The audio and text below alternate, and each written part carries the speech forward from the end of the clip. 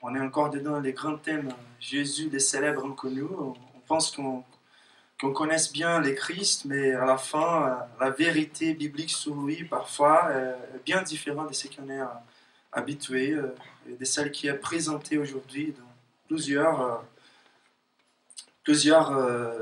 églises, même dans les églises et même dans la culture. Les avis qui nous sont présentés par rapport au Christ parfois sont tellement différents que c'est difficile à voir s'il a un Jésus schizophrénique, en fait, s'il a cette double personnalité, ou si vraiment on peut trouver une vérité solide par rapport à lui. Et donc c'est très, très honnête de notre partie, de votre partie aussi, de pouvoir écouter et voir premièrement ce que la Bible présente par rapport à lui. Donc aujourd'hui on va lire les versets 16 jusqu'au 20. Comme il passait des langues de la mer, de Galilée, il vit Simon et André, frères de Simon, qui jetaient un filet dans la mer, car ils étaient pêcheurs. Jésus leur dit, « Suivez-moi, et je vous ferai pêcheurs d'hommes. » Aussitôt, ils laissèrent leur filet et les suivirent. Étant allé un peu plus loin, il vit Jacques, fils de Zébédée, et Jean, son frère, qui eux aussi étaient dans une barque et réparaient des filets. Aussitôt, il les appela, et laissant leur père Zébédée dans la barque avec les ouvriers, ils les suivent. On va prier à ce moment. Seigneur, nous te remercions pour ta parole. Nous te remercions pour cette source de vie. Je te remercie infiniment, Seigneur, pour les désirs que tu as mis au cœur, la décision, la volonté des personnes qui sont ici de venir dans cette assemblée que tu as déjà planifiée, Seigneur. Rien ne se passe au cas. Et nous te remercions car tu nous as appelés, tu nous as rassemblés ici pour nous donner une parole de vie, pour nous donner une parole de direction, pour nous approximer de toi et pour nous mettre dans une relation encore plus intime avec toi.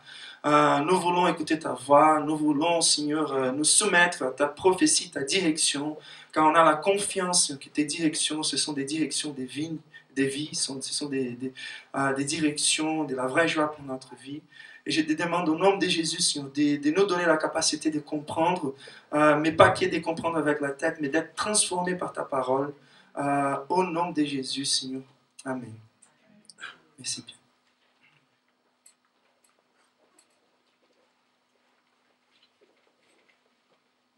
Bon, on est devant une histoire assez radicale.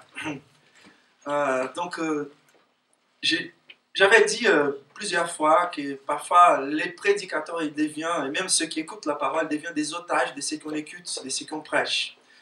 Quand on est en train de lire et d'étudier la parole de Dieu, on est devant la parole de Dieu. C'est une parole vivante. Même si apparemment elle est statique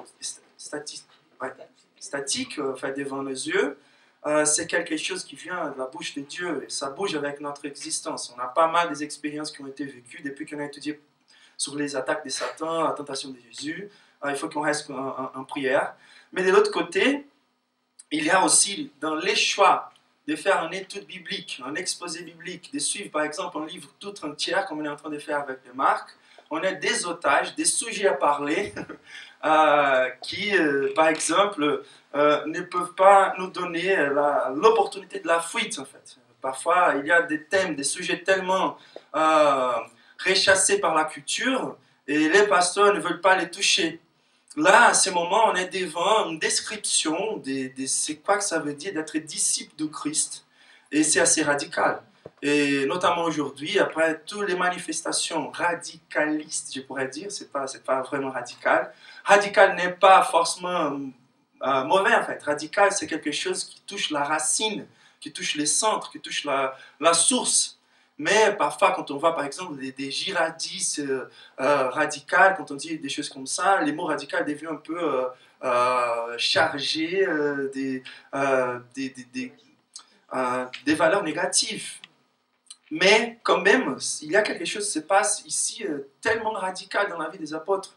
Et il faut qu'on touche à ces sujets. Et on vient de passer une semaine, on a entendu parler, quelques-uns ont vu en fait à l'assassinat des 21 chrétiens par l'ISIS, en fait. C'est quelque chose de très fort, en fait. C'était un discipulat de leur côté qui a coûté leur vie. Et de l'autre côté aussi, c'est tellement radicaliste, mais pas radical, qui a amené les fanatiques ou les radicalistes à tuer des êtres humains. Donc on est devant ces sujets toujours. Et parfois, quand on s'approche du Christ, quand on s'approche de l'Église, un des plus grands peurs qu'on a, quand on vient d'un environnement non chrétien, quand on n'a pas encore une connaissance solide du Christ, on est plein de méfiance, on est très attaché à nos vies personnelles, à nos convictions, qui parfois, ça me donne la peur de devenir un disciple radical de Christ. Quand même, il faut comprendre ce que Marc est en train de nous montrer dans sa parole, qu'est-ce qu'il veut nous montrer là. Et pour ça, il ne faut pas oublier en fait, la suite. En fait. Et ça, c'est aussi de respecter la Bible. L'interprétation biblique, elle doit toujours prendre les contextes. Et les contextes, ils nous aident beaucoup. Est-ce que ces textes-là, il est en train de parler d'une histoire un peu folle, d'un charpentier qui s'approche des 4 pêcheurs et qui les invite à le suivre?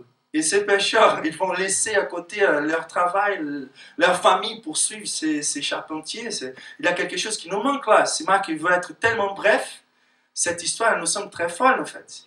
C'est quoi ces rassemblements entre ces personnes très simples qui vont laisser leur boulot pour suivre un charpentier? Donc c'est clair qu'il y a beaucoup de choses au-delà de cette notion.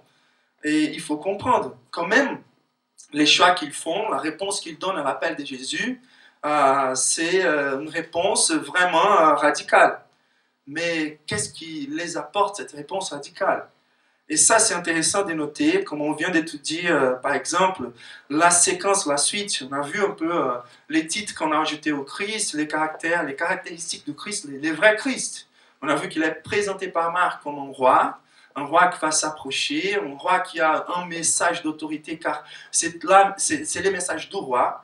Après, ces messages, elles comprendre le fait que Jésus il n'est pas que le roi ou que celui qui annonce, mais il a aussi les sacrifices.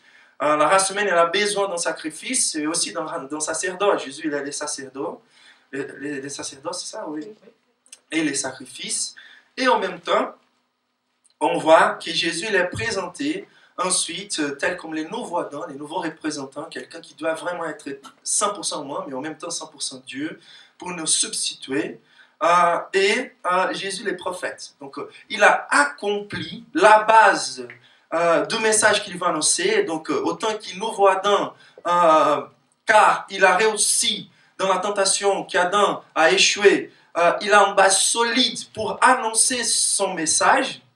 Et donc, on a vu les Christ, les prophètes, celui qui prêche un message qui parle sur un royaume de Dieu qui approche, un message qui parle sur, qui est centré pour faire partie de ces royaumes, sur la réponse au travers la repentance et la foi. Donc, c'est quelque chose qui se rapporte au problème de la source du malheur humain.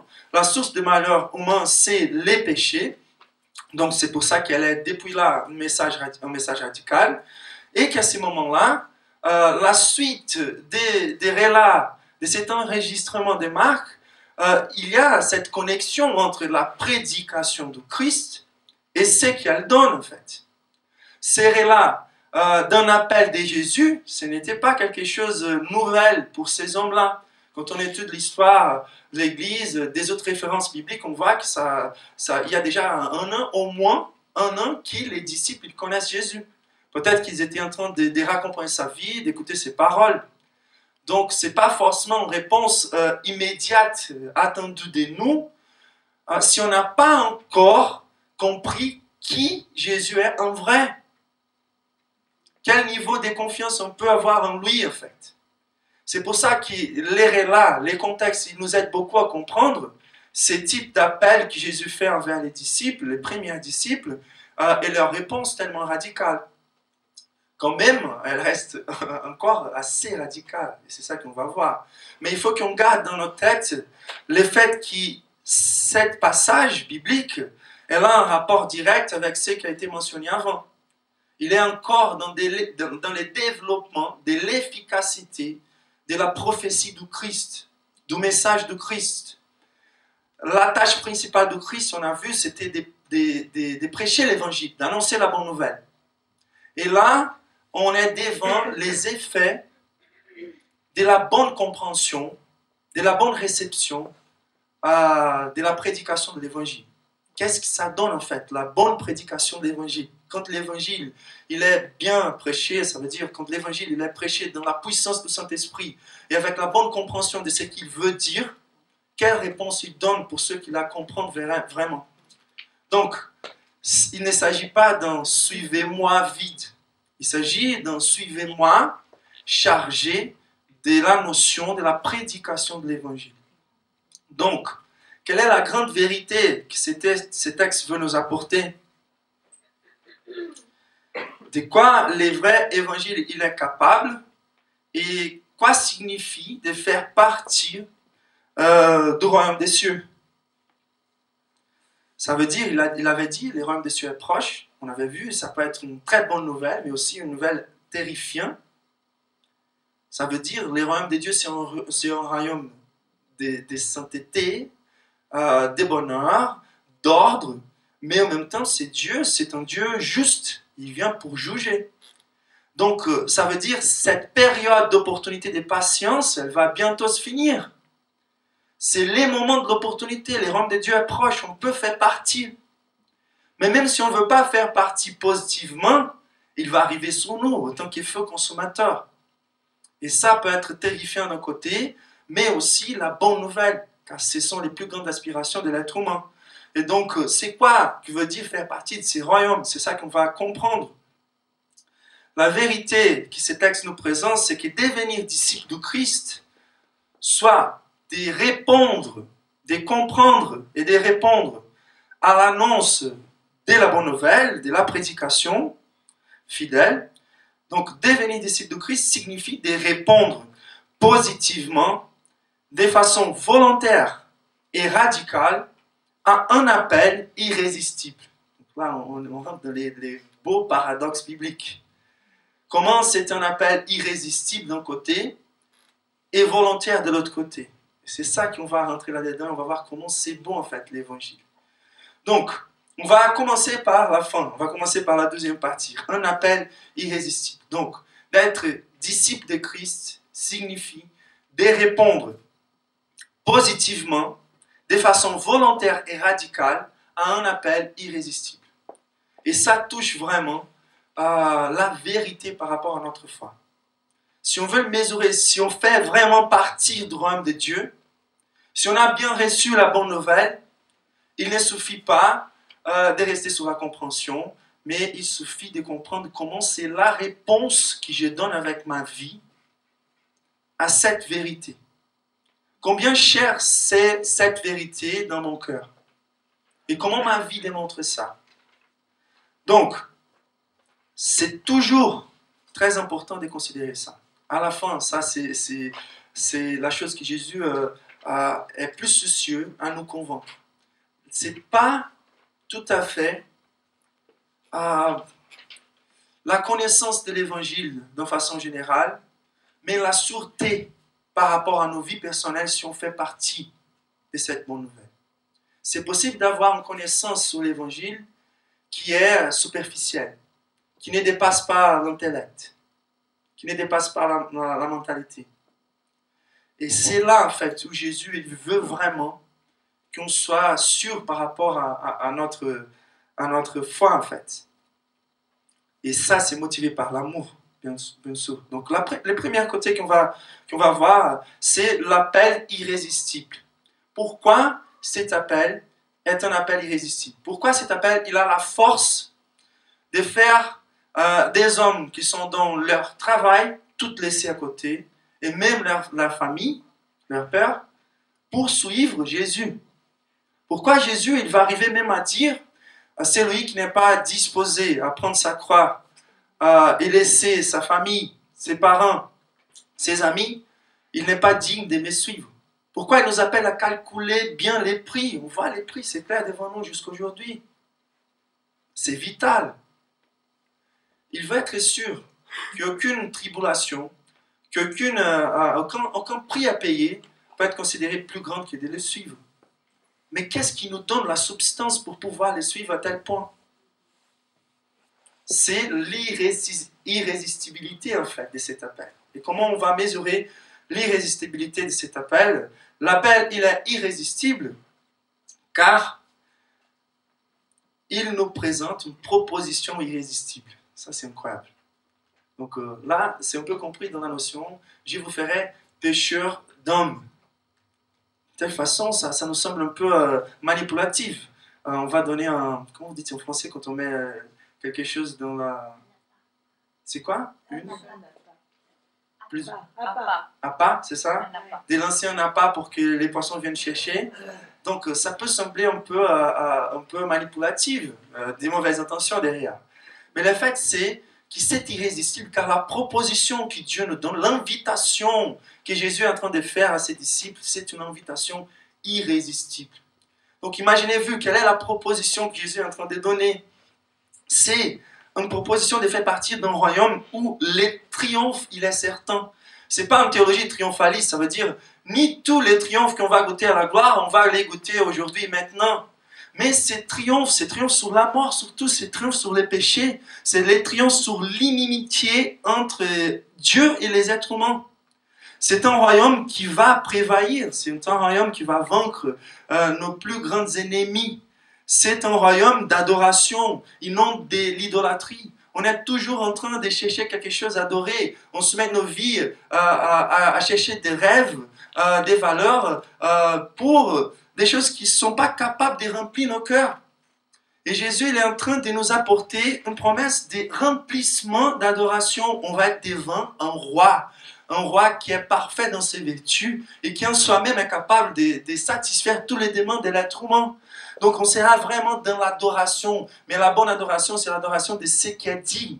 La justice dans l'adoration, c'est d'adorer et de promouvoir les choses qui vraiment vont remplir en fait les attentes qu'on a, l'attente par exemple des sagesses, l'attente des beautés, les attentes d'amour et qui peuvent être trouvées dans la présence de Dieu.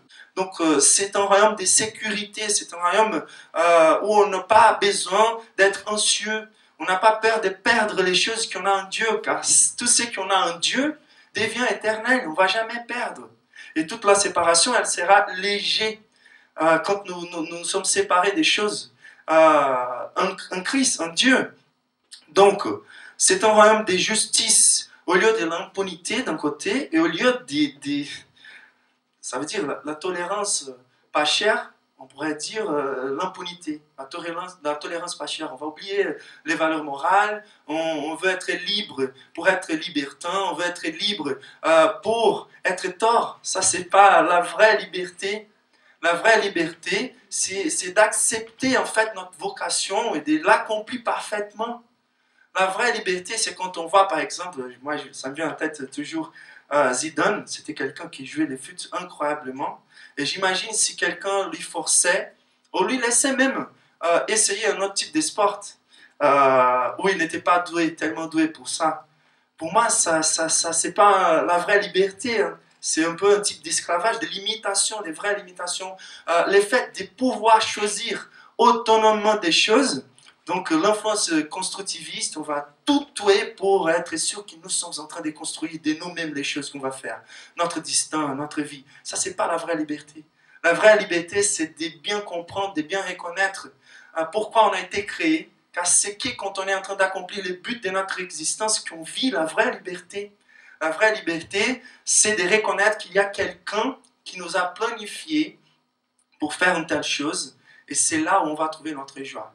On va voir plus sur ça, mais c'est vraiment ce royaume de justice, au lieu de l'impunité d'un côté, la tolérance pas chère qui veut tout laisser se passer, et de l'autre côté, l'intolérance radicaliste, agressive et gratuite. C'est un royaume d'ordre au lieu du chaos, c'est un royaume des santé au lieu des infirmités, des vérités au lieu d'incertitudes, des réconciliations au lieu des violences, des satisfactions au lieu des corruptions et si on pourrait rentrer dans les valeurs de la France, mais d'égalité au lieu de déségalité. Et c'est pas qu'il y ait une égalité devant la loi, mais c'est vraiment une égalité des compréhensions, c'est pas l'égalité dans le sens tolérance, on va accepter toutes les différences, mais c'est de comprendre que nous sommes tous égaux, vraiment, jusqu'au but. Mais même, car même si on veut donner des opportunités à tous, dans la vie pratique, on n'est pas tous en train de nous aider, de nous valoriser à la même taille les uns les autres. Mais là, on sera tous égaux, on est tous insérés, on est tous serrés dans les péchés, selon la Bible, pour qu'on puisse être tous valorisés, tel comme Christ nous montre notre valeur sur la croix. Nous sommes tellement importants au regard de Dieu, et nous tous, que Dieu a envoyé son propre Fils, l'être les plus précieux de l'existence, les plus saints, les plus vertueux, pour montrer notre valeur. Si on veut chercher un type d'aide, de développement personnel, ne va pas chercher ces livres-là dehors, va à la croix du Calvaire. Aucune chose peut nous donner plus de valeur que la croix du Calvaire, qui même si elle montre combien grave c'est notre misère, de l'autre côté elle montre combien Dieu a été disposé à se sacrifier pour nous sauver et pour montrer notre valeur. Donc c'est un royaume de signification, c'est un royaume des vrais amours fraternels. Il est basé, il est fondé sur la relation de la Trinité, une relation d'amour parfaite, et donc nous sommes invités à faire partie. Et si on regarde bien, les désirs les plus profonds de nos cœurs, ils vont toucher tout ce type de choses. La recherche de l'être humain, c'est pour ça, c'est pour la joie, c'est pour l'amour, c'est pour la sécurité, c'est pour la signification, la valeur, c'est pour l'ordre.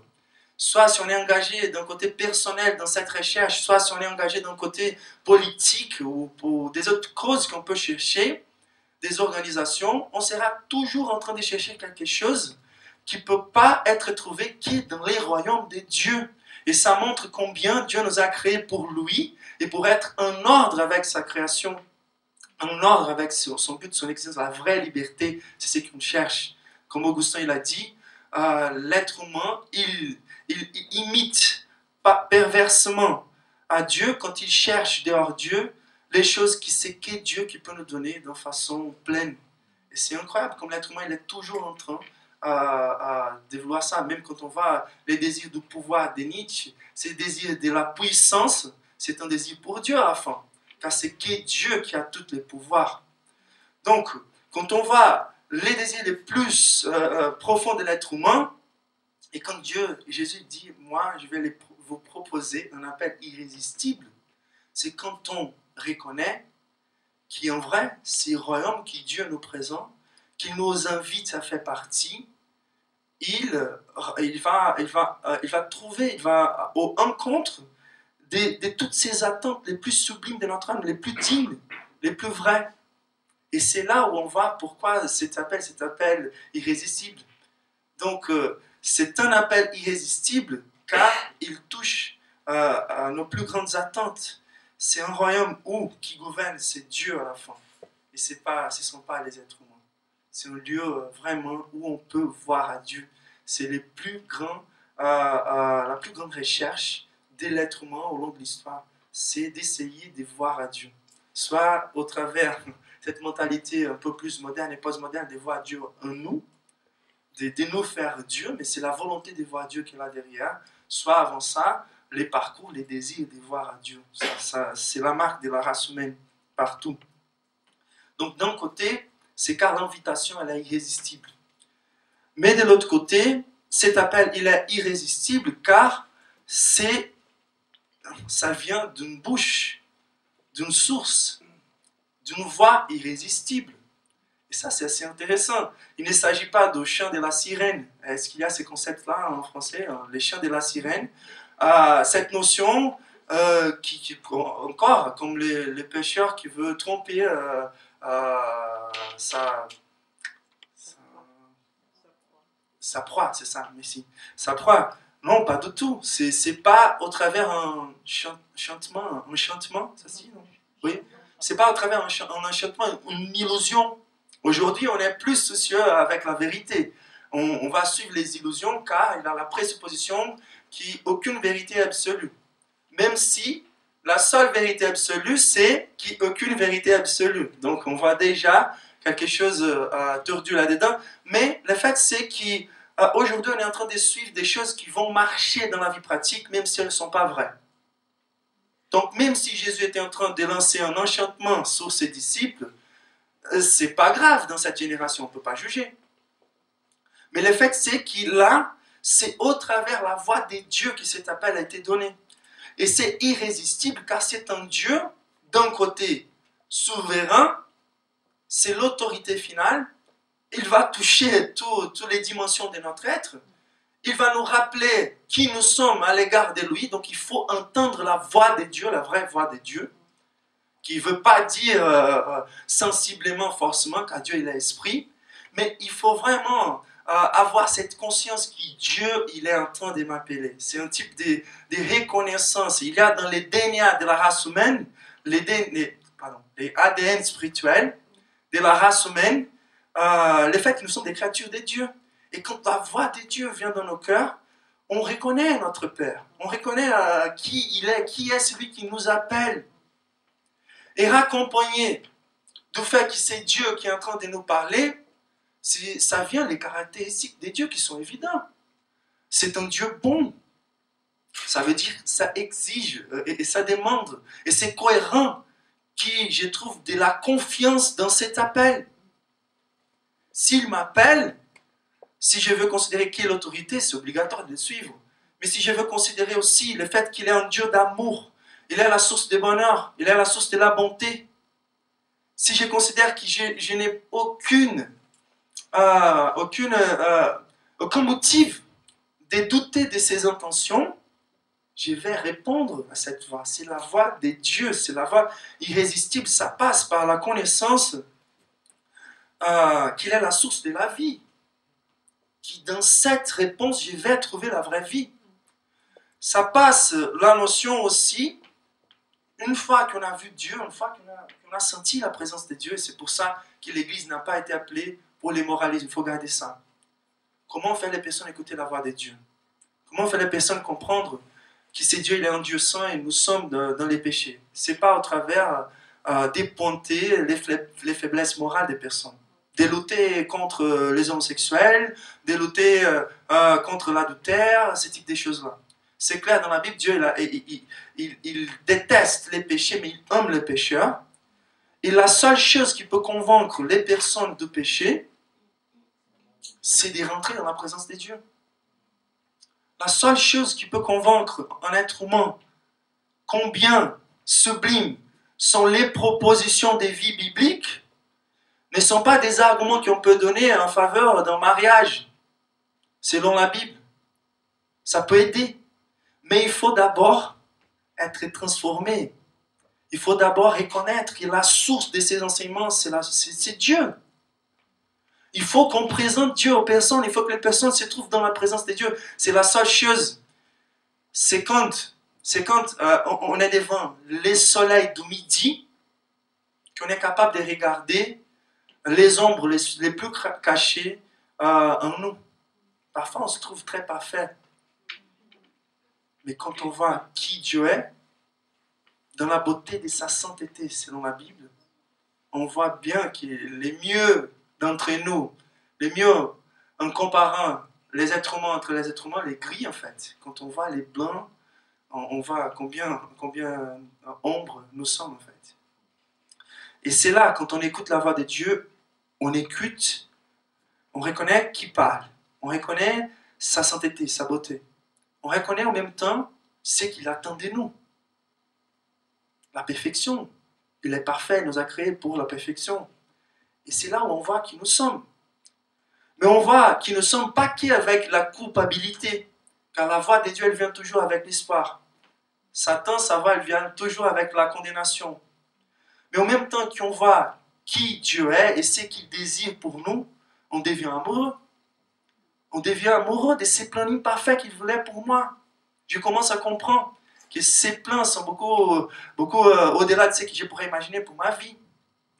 Et ça me donne l'espoir, car même si je n'ai pas la capacité d'accomplir parfaitement ce qui est nécessaire pour que je me trouve devant la présence de Dieu, là, je commence à voir les besoins de l'évangile. Il y a un Jésus.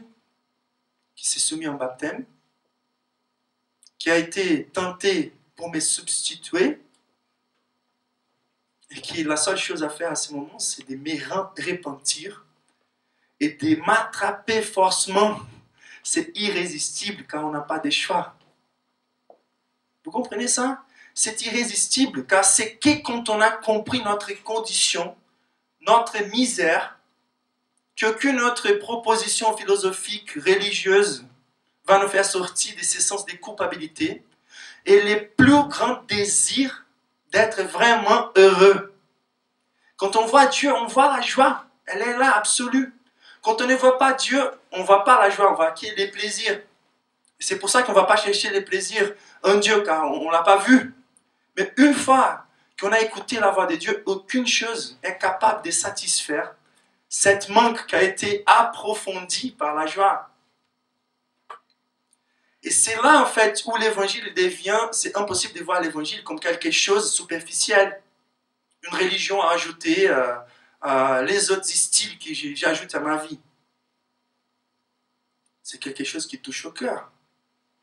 C'est comme si on était dans la mer, à pont de couler, et une corde à jeter envers nous. C'est différent si nous sommes dans une piscine, une corde à jeter.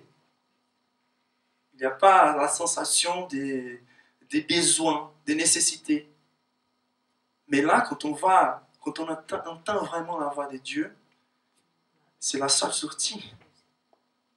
Vous voyez, dans les deux côtés, le désespoir humain et la plus grande joie. Les deux choses sont ensemble une fois qu'on écoute la voix de Dieu. L'appel, il est irrésistible à la fin, car c'est une voix vraie, c'est la voix de Dieu. Ce n'est pas l'enchantement de la sirène, c'est la vérité sur nous. Donc, ce n'est pas suffisant d'être existentiellement pertinent, c'est nécessaire d'être vrai.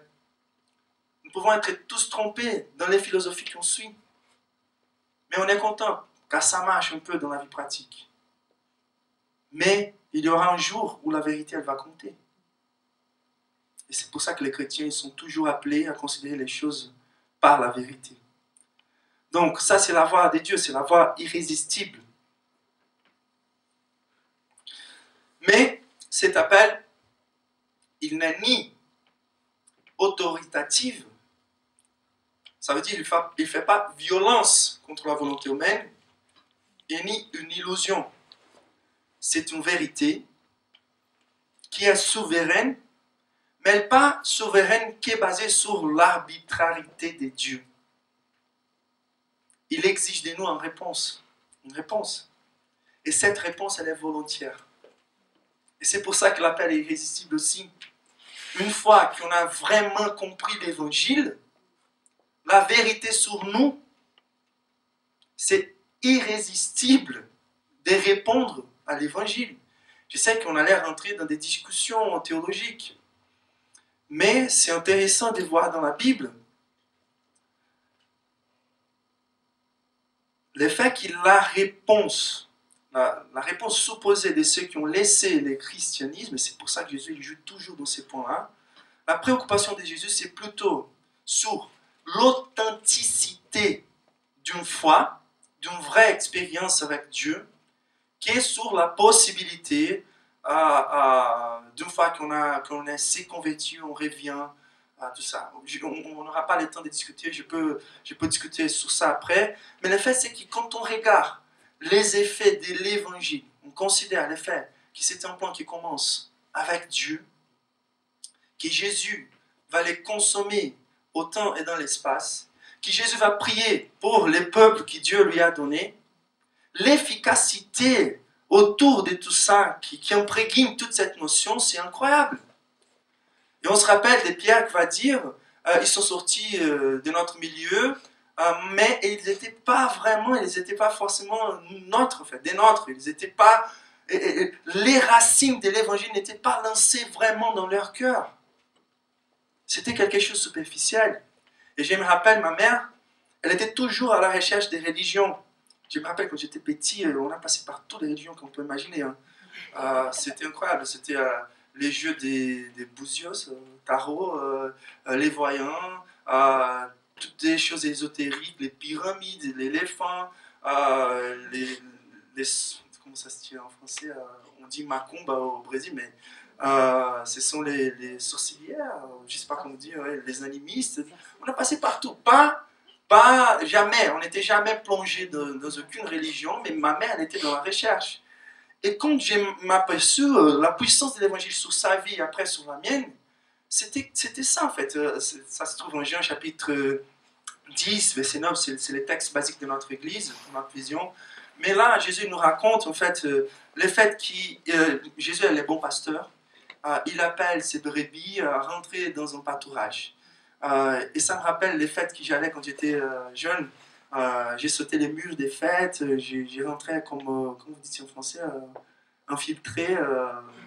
Donc je n'étais pas invité. J'étais jamais à l'aise là-dedans. Jamais, mais jamais à l'aise dans ce type de fêtes, car il y avait toujours les risques de la sécurité venir et m'enlever de là, la honte. Et c'était intéressant tout ça, car quand je me suis converti et quand j'ai lu cette parole-là, je me rappelais, mais c'est vraiment ça. Les bons pasteurs, c'est les seuls qui rentrent par la porte. Et la porte, elle représente la sainteté de Dieu. C'est impossible de se sentir à l'aise devant la présence de Dieu une fois qu'on a vraiment connu Dieu, si on a sauté les murs. Et c'est irrésistible au travers de la vérité, car quand on voit vraiment notre condition, aucune chose peut décrire mieux à notre égard la vérité sur nous. Nos misères, nos faiblesses, et de l'autre côté, l'espoir, la soif que j'ai, c'est de quoi? Donc l'évangile nous donne soit comment les médecins quand ils donnent un type de non, un constat, quand ils voient vraiment quelle est la maladie. L'évangile nous donne les bons diagnostics, c'est quelque chose qui manque déjà dans l'histoire de l'humanité, et en même temps il donne l'antidote. Et comment cette réponse, elle est aussi, elle n'est qu'est volontaire, mais c'est une réponse radicale.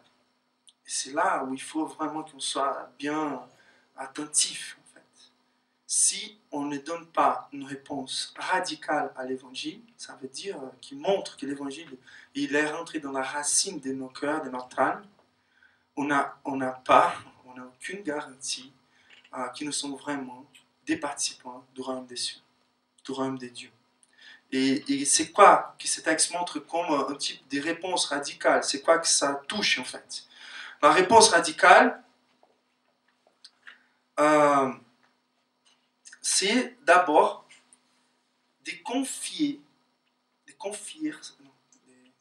soi-même, c'est ça? De confier soi-même au Christ totalement.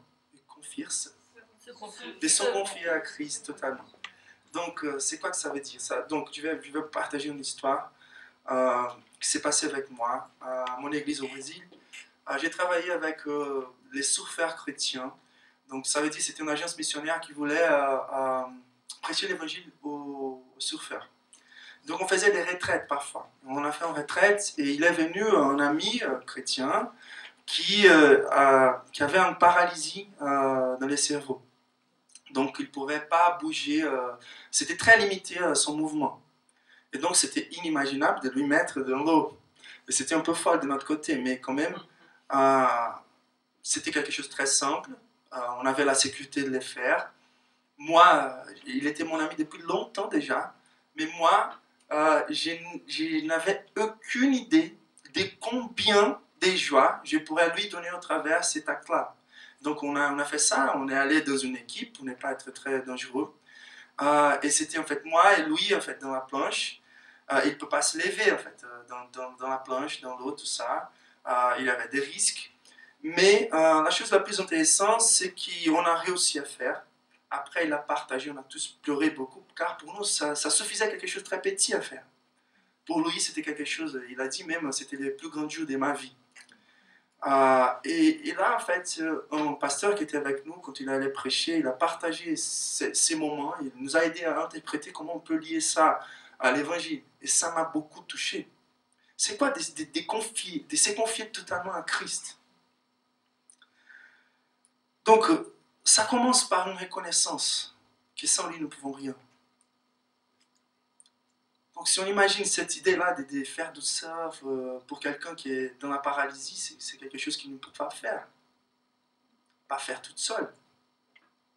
On ne peut jamais réussir à faire partie de ces royaumes, qui c'est les désirs de notre cœur, toute seule. Donc quand Jésus il nous appelle, la réponse elle doit être de totale confiance. Ça veut dire qu'il faut que je reconnaisse bien mes limitations, mes faiblesses, mon incapacité de satisfaire ce que j'aimerais avoir pour ma vie et ce que Dieu attend de moi. Il n'y a pas de contradiction entre les deux choses. Et donc, quand je vois Jésus, c'est comme si j'ai laissé ma vie totalement à lui. La confiance qu'il a la capacité vraiment de me prendre avec toutes mes limitations, de m'élever sur une table et de me faire profiter de ces moments. Et donc, quand on s'y confie, c'est la foi. C'est la foi qui s'est demandée. Donc, pour comprendre, les repentir, la reconnaissance, il faut faire la séparation. Les limitations physiques ne sont pas mauvaises, c'est l'illustration. Le fait, c'est dans notre vie spirituelle, nos limitations, ce sont nos péchés. C'est notre incapacité d'être saint tel comme Dieu est. Et c'est ça qui nous empêche de vivre les royaumes de Dieu. Se confier totalement à Christ, ça passe par les repentir. C'est ça, c'est cette identification avec Jésus qui est en train de souffrir notre culpabilité sur la croix. C'est moi qui suis là, en fait. Et en même temps, c'est de croire qu'il a cette capacité de faire marcher les mêmes parcours qu'il a marché dans une obéissance parfaite. Et c'est pour ça que je dois confier ma vie totalement à lui. Moi, je n'ai pas la capacité de satisfaire les attentes de Dieu.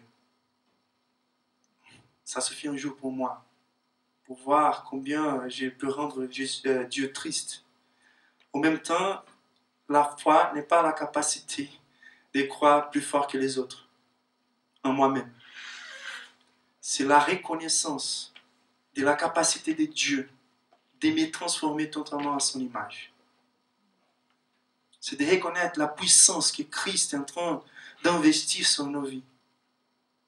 C'est d'être confiant de la puissance de Dieu.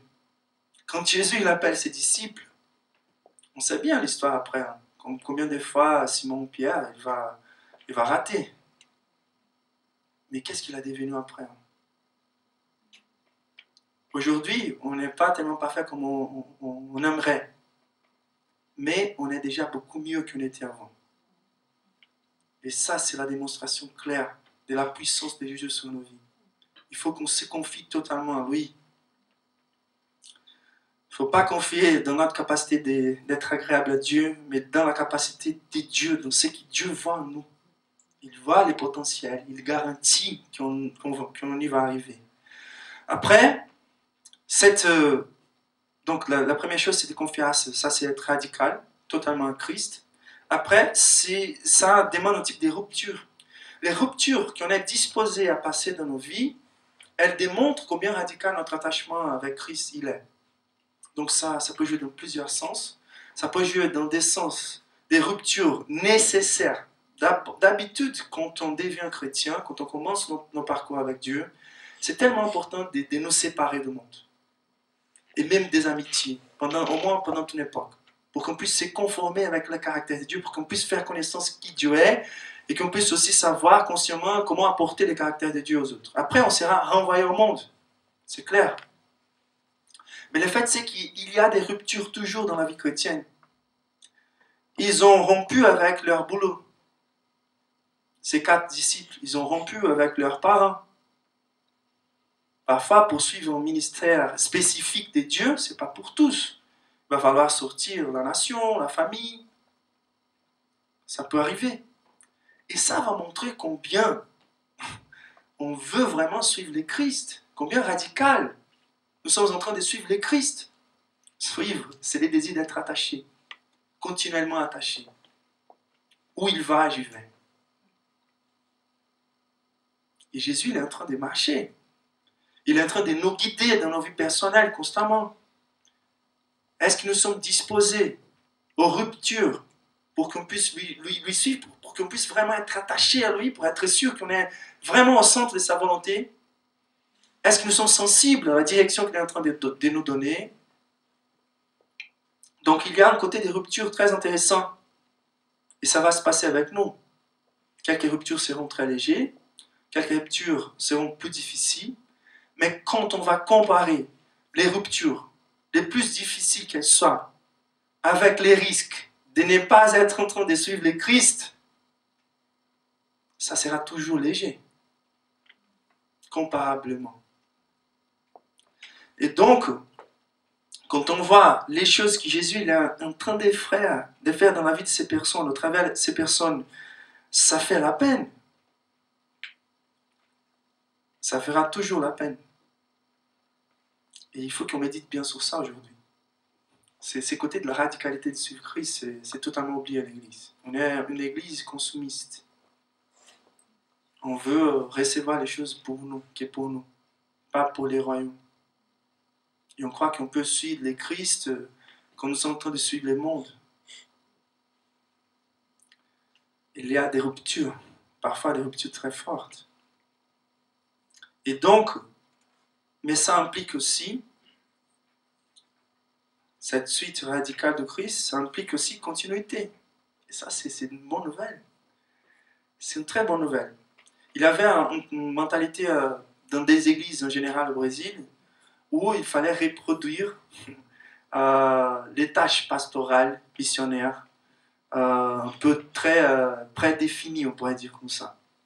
Et pour nous, l'invitation de suivre le Christ, elle semblait de laisser à côté notre personnalité, qui nous sommes, ce qu'on aime, les pratiques qu'on aime faire.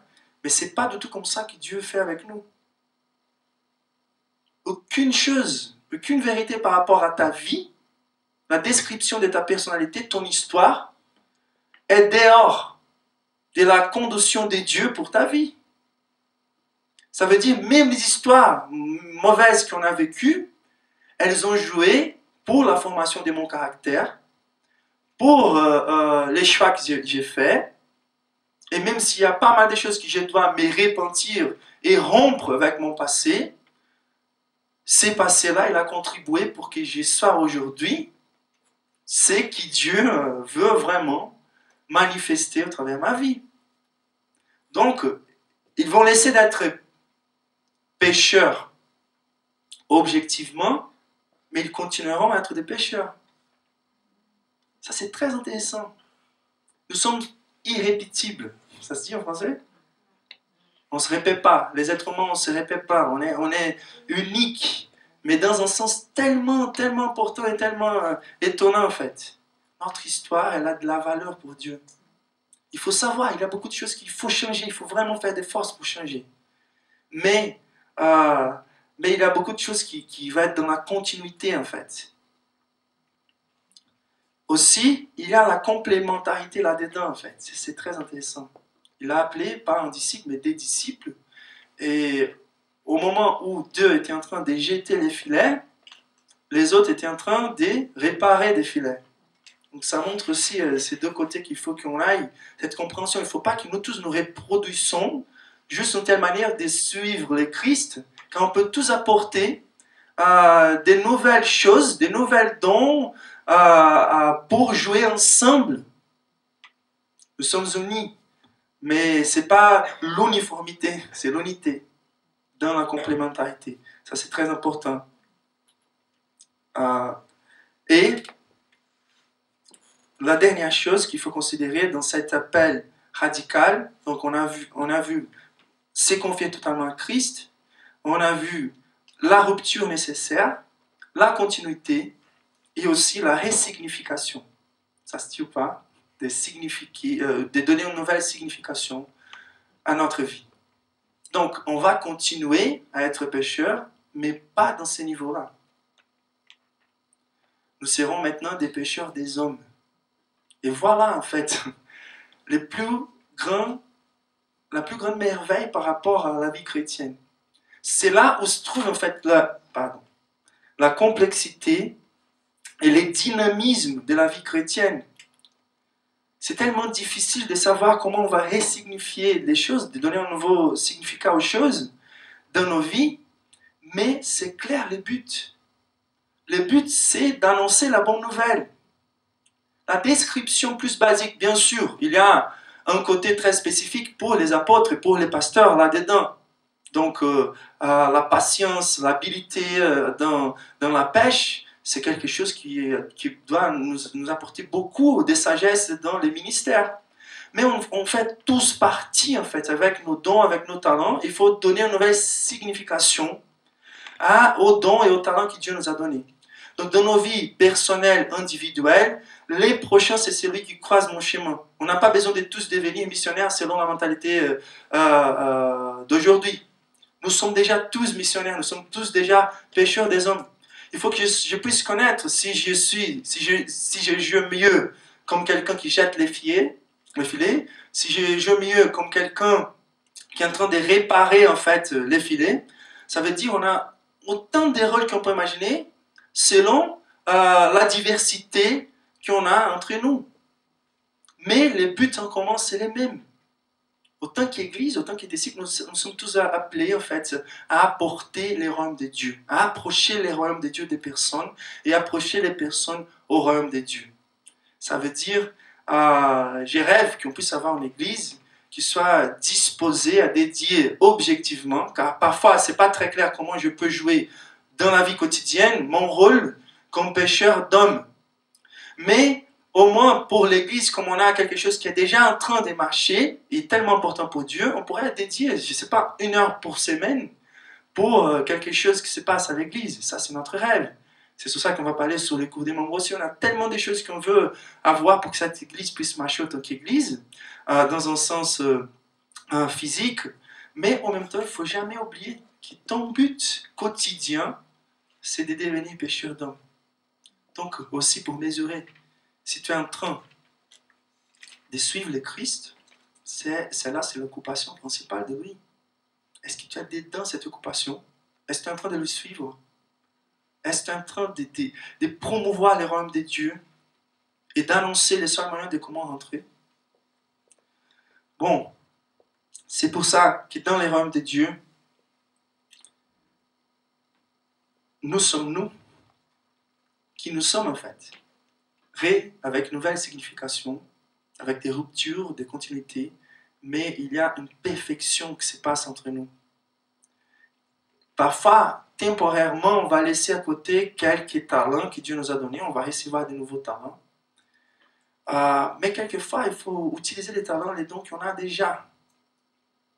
Et pour moi, le plus important, le plus intéressant, c'est de voir en fait. Je me rappelle, quand j'étais appelé pour les ministères, j'étais dans une crise, j'avais 90% des bourses dans une faculté de design au Brésil qui était très forte. J'ai reçu mon appel pour devenir ministre, j'ai commencé à étudier au séminaire. Mais j'étais aussi surfeur professionnel. Et il est arrivé un moment où c'était impossible de continuer les 3 choses. Et grâce à Dieu, la sagesse de mon pasteur n'était pas ce que j'avais peur que qui allait se passer. Donc mon père, c'était, c'est clair, les études, c'est plus important que les surf, les surf. Mais lui, il a dit pas ça. Il m'a dit, où Dieu t'utilise le plus, où tu as plus d'opportunités de partager l'évangile. Et là, j'ai dit, c'est clair, c'est au travers ma relation avec les surfeurs. Et donc il a dit, c'est pas grave si tu sors de cette faculté, c'est pas les lieux où Christ est en train d'exiger que tu les suives maintenant. Et donc, pour moi, ça c'est très intéressant qu'on puisse apporter cette notion comme mesure.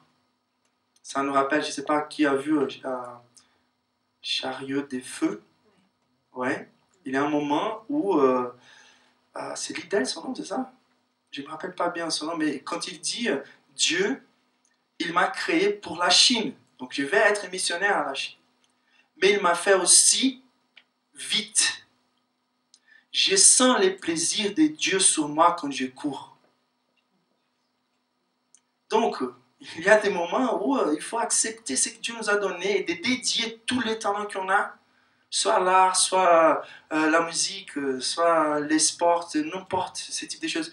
Là, on va trouver des opportunités de suivre le Christ. Et lui, il prêchait l'évangile toujours quand il finissait un course, il prêchait l'évangile. Donc, il faut utiliser ces dons, ces talents, ces vocations que Dieu nous a données. Il y a une continuité une signification. On va comprendre pourquoi on a tout ça. Et c'est pour ça que l'évangile, il est un appel irrésistible qui exige une réponse radicale, volontiers, mais radicale, de notre côté. Donc, je voudrais prier avec vous. Si on se sent un peu éloigné, en fait, de cette proximité pour suivre le Christ, on va prier pour ça, qui Dieu nous donne à nouveau. Et pour ceux qui ne sont pas encore en train de suivre le Christ, c'est car ils n'ont pas encore entendu un appel irrésistible. Donc on va prier pour ces deux côtés. Que Dieu puisse parler vraiment sa vérité. Et même si ça ne va pas se passer aujourd'hui, on va se rappeler que l'expérience des disciples, elle était un peu douce et qu'on puisse continuer dans cette recherche. Il n'y a aucune chose plus importante qu'écouter la voix de Dieu, surtout quand il s'agit d'un appel pour faire partie du royaume des cieux. Amen. Amen. Seigneur, nous te remercions, Seigneur, pour ton appel sur notre vie. Et nous te demandons vraiment, Seigneur, que ta parole, elle gagne vie, Seigneur, au travers de la puissance de ton Saint-Esprit. Je te demande au nom de Jésus que ton Saint-Esprit puisse faire comme il a fait dans la vallée des eaux morts. Je demande au nom de Jésus que tu puisses apporter la vie là où elle n'est pas, là où elle n'est plus, et que ta voix soit vraiment écoutée pour nous, dans nos cœurs.